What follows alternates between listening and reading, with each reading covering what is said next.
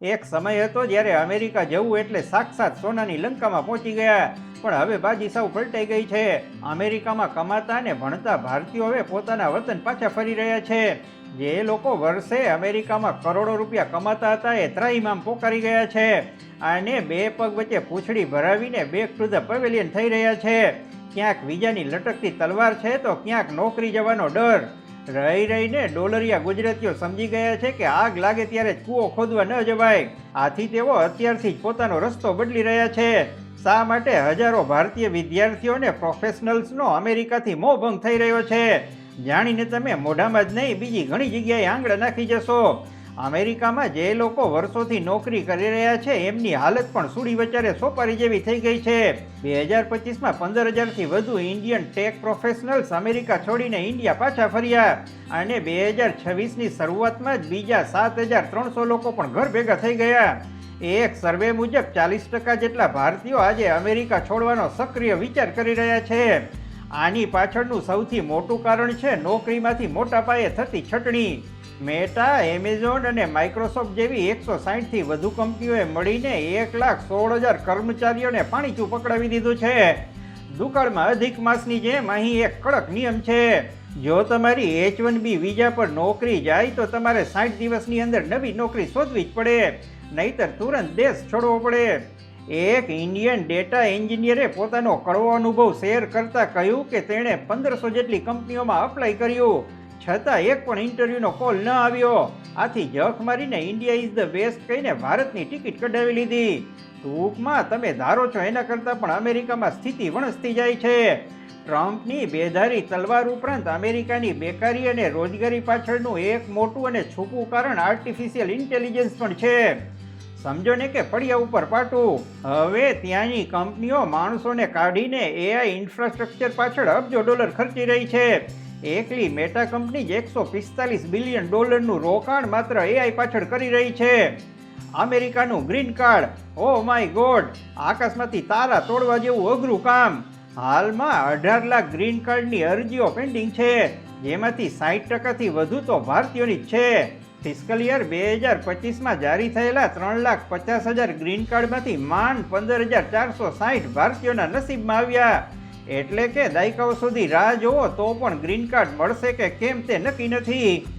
આ અસ્થિરતા અને કાયમી વિઝા રિન્યુઅલના ટેન્શનને કારણે લોકો માનસિક રીતે સાવ પડી ભાંગ્યા છે.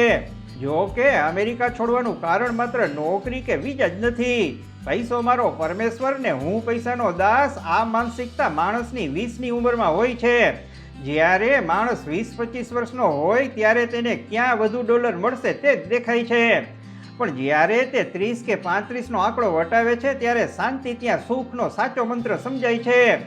કેટલાક લોકો જેઓ અમેરિકામાં વર્ષે $2 લાખ કમાતા હતા તેઓ હવે ભારતમાં 50 લાખ રૂપિયાથી લઈને 90 લાખ રૂપિયાની નોકરી ખુશી ખુશી સ્વીકારી રહ્યા છે. તમને લાગશે કે આ તો બહુ મોટું આર્થિક નુકસાન છે, પણ ગણિત જરા અલગ છે. અમેરિકામાં $3,000નું હેલ્થકેર પ્રીમિયમ, $2,000 ચાઇલ્ડ કેર પાછળ અને ઉપરથી આસમાને પહોંચેલા ઘરના ભાડા, આ બધું કાઢો એટલે હાથમાં કંઈ ખાસ ન આવે. જ્યારે ભારતમાં પરચેઝિંગ પાવર પેરિટી પ્રમાણે અમેરિકાના $2 લાખ સામે ભારતનો 50 લાખ રૂપિયાનો પગાર સમાન અને બહેતર લાઇફસ્ટાઇલ આપે છે ને ભરપૂર બચત થાય છે. આજે ભારત પણ પહેલાં જેવું નથી રહ્યું. ભારતમાં સ્ટાર્ટઅપ ઇકોસિસ્ટમ બુલેટ ટ્રેનની ઝડપે આગળ વધી રહી છે. ડિજિટલ પેમેન્ટ્સ, મેટ્રો સિટીઝની સુવિધાઓ અને ઇન્ટરનેશનલ સ્કૂલ્સ હવે અહીંના ખૂણે ખૂણે પહોંચી ગયા છે. અમેરિકામાં રહેતા ભારતીયો માટે ત્યાંની સિસ્ટમ બહુ થકવી દેનારી છે. ત્યાં ઘરના વાસણ ધોવાથી લઈને કચરો કાઢવો, ગ્રોસરી લાવવી બધું જ જાતે કરવું પડે છે. એક મિત્રએ તો ત્યાં સુધી કહ્યું કે અમેરિકામાં તમે પોતે જ સિસ્ટમ છો, જ્યારે ભારતમાં રાજાશાહી જિંદગી છે.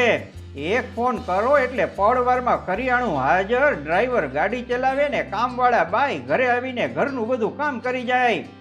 આ કન્વિનિયન્સ, આ આરામ અને આ માનસિક શાંતિ અમેરિકાના લાખો ડોલર ખર્ચવા છતાં પણ નથી મળતી, જ્યારે ભારતમાં આ બધું ખૂબ જ સાધારણ ખર્ચમાં ઉપલબ્ધ છે. એક બહુ મોટી વાત જે કોઈ જલ્દી સ્વીકારતું નથી તે છે એકલતા. ભીડમાં પણ એકલા હોવાનો અહેસાસ અમેરિકામાં ડગલે ને પગલે થાય છે. શરૂઆતમાં બધું નવું નવું ને રૂપાળું લાગે, મોટી મોટી ઇમારતો ને ચોખા રસ્તાઓ આકર્ષે, પણ પછી વીકેન્ડ સિવાય કોઈને મળતું નથી.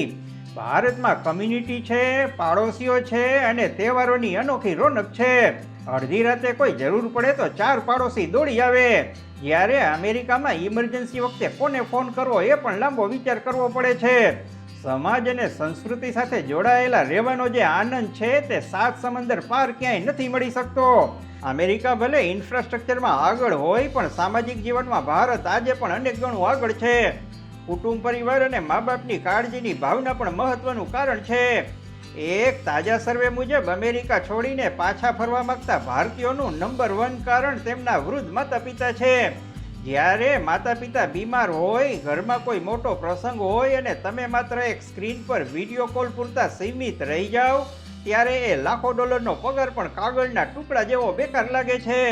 વૃદ્ધાવસ્થામાં માતા પિતાને સાચવવા, તેમની લાકડી બનવા અને પોતાના બાળકોને ભારતીય સંસ્કાર આપવા માટે 75% જેટલા ભારતીયો નિવૃત્તિ માટે કે તે પહેલા જ ભારત પરત ફરવાનું દ્રઢપણે વિચારી રહ્યા છે.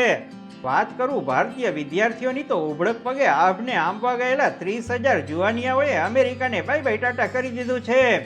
આ એવા વિદ્યાર્થીઓ છે જેમને રાતોરાત ભણીને ભડબાદર થઈ જવું હતું, પણ અમેરિકામાં સ્થિતિ એવી નિર્માણ થઈ કે તેમને કોર્સ અધૂરો છોડીને ઊભી પૂંછડીએ ઉચાળા ભરવા પડ્યા છે. બાવાના બેઉ બગડ્યા, ડિગ્રી મળી નહીં ને બાપાના પૈસા પાણીમાં ગયા. તરંગી ટ્રમ્પે વિચાર વહેતો કર્યો કે ભણતર પૂરું કર્યા પછી પણ 2 વર્ષ નોકરી કરવાની છૂટ હતી એમાં ફેરબદલ કરવામાં આવશે. આના કારણે વિદ્યાર્થીઓ બી ગયા. ભણ્યા પછી કામ જ ન મળવાનું હોય તો દીકરા ઘર ભેગો થઈ જજે એવા મા બાપના ફોનથી વિદ્યાર્થીઓ દેશની ટિકિટ કઢાવી રહ્યા છે. જૂન 2026ના લેટેસ્ટ US સ્ટડી ડેટા મુજબ અમેરિકામાં અત્યારે 3,52,000 ભારતીય વિદ્યાર્થીઓ જ બચ્યા છે, જે ગયા વર્ષે 3,82,000 હતા. જાણકારો કહે છે કે આવતા 1 વર્ષમાં હજી બીજા 70,000 વિદ્યાર્થીઓ અમેરિકાને જય સ્વામિનારાયણ કહીને પોબારા ભણી જવાના છે. એવું નથી કે બધા જ વિદ્યાર્થીઓ ભારત જ આવી રહ્યા છે. કેટલાક વિદ્યાર્થીઓએ રાક્ષસ કરતા શેતાન સારો એમ સમજીને બીજા ફોરેન કન્ટ્રીની વાટ પકડી છે. તેઓ હવે જર્મની, ફ્રાન્સ, બ્રિટન અને નેધરલેન્ડ્સ જેવા યુરોપિયન દેશોમાં જઈ રહ્યા છે. વાતનો સાર એ છે કે અમેરિકન ડ્રીમ હવે પહેલા જેવું ફૂલ ગુલાબી અને આકર્ષક નથી રહ્યું. એવું બિલકુલ નથી કે અમેરિકા સાવ ખરાબ થઈ ગયું છે. કરિયરની શરૂઆત માટે અને પૈસા કમાવા માટે આજે પણ એક સારો વિકલ્પ હોઈ શકે છે, પરંતુ વિઝાનું આજીવન ટેન્શન, નોકરીની અનિશ્ચિતતા, વધતો જતો અસહ્ય ખર્ચ અને પરિવારની કમી, આ બધા પરિબળોએ લોકોની આંખો ઉગાડી નાખી છે. ઘર કી મુર્ગી દાલ બરાબર વાળી માનસિકતા હવે ધીમે ધીમે બદલાઈ રહી છે. ભારતીયો હવે આંધળું અનુકરણ કરવાને બદલે પ્રેક્ટિકલ નિર્ણયો લઈ રહ્યા છે. ક્યાં વધુ શાંતિ છે, ક્યાં ભવિષ્ય વધુ સુરક્ષિત છે, તે જોઈને જ તેઓ યુરોપના દેશો અથવા તો સીધા પોતાના વતન પાછા ફરવાનું પસંદ કરી રહ્યા છે. પારકી આ સદા નિરાશે સમજીને લોકો હવે પોતાના દેશમાં જ તકો શોધી રહ્યા છે. તમારું આ સમગ્ર મુદ્દે શું માનવું છે? શું અમેરિકાનો ક્રેઝ ખરેખર ઓછો થઈ રહ્યો છે? મોઢામાંથી માવો કાઢીને ઠપકારો કમેન્ટ. આખું અમેરિકા ખાલી થઈ જશે ત્યારે આ વાયડો અમેરિકા જઈને બંગાળની ઝાલામુડીની દુકાન ખોલશે. પણ જો તમે અમારી ચેનલ સબસ્ક્રાઇબ કરો તો નમસ્કાર.